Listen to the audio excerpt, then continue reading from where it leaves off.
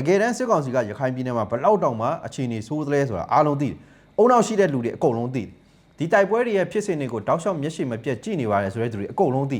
စစ်ကောင်စီကြည့်လိုက်ပြတကယ်ဘယ်တော့မှဆိုကြည့်လိုက်စစ်ကောင်စီရခိုင်ပြည်နယ်မှာတော်တော်လေးအခြေအနေဆိုးတယ်။ဒါတော့မှပဲသူကအောင်ပွဲရသူရဲကောင်းတွေပုံစံမျိုးနဲ့အကျူတူပြတယ်ပေါ့နော်။အဲ့တော့နေမအားညမနာတဲ့ဆွမ်းဆွမ်းတမန်တာဝန်ထမ်းဆောင်ခဲ့ပြီးတော့ရွရွချွချွတိုက်ပွဲဝင်ခဲ့၍ဒါအောင်ပွဲအလီလီရယူနိုင်ခဲ့တော့အောင်ပွဲရရှေ့တန်းပြန်တမတော်သားများကျိုးဆိုပါတယ်ဆိုတာကိုပြောထားတာပေါ့နော်ပြောရင်လည်းရည်ချင်းလားကျွန်တော်ဆိုရှက်လွန်းလို့ပေါ့နော်မျက်နှာတွေဘယ်ထားမှသိမှာမဟုတ်သူတို့မရှက်ဘူးဗျာတကယ်အဲ့လိုမျိုးကြီးကိုဒါလုံးဝထည့်ပြီးတော့ကြီးညာပြီးတော့ပြောသွားတာဟာကျွန်တော်တို့စားတကယ်ရှက်တယ်ဗျာသိလားအဲ့တော့ကျန်တဲ့တခြားနေရာဒီစစ်ကောင်စီစစ်သားတွေကရှက်မရှက်တော့မသိဘူးပေါ့နော်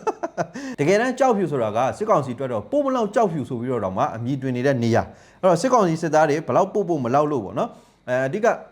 ဒီတညောင်ဒီရေတက်ဌာနတို့ပြန်အမှတ်32ရဲတက်ရင်းတို့ဟာကွေခောက်နေတာကွေးတာမှကောက်နေတာပဲပေါ့နော်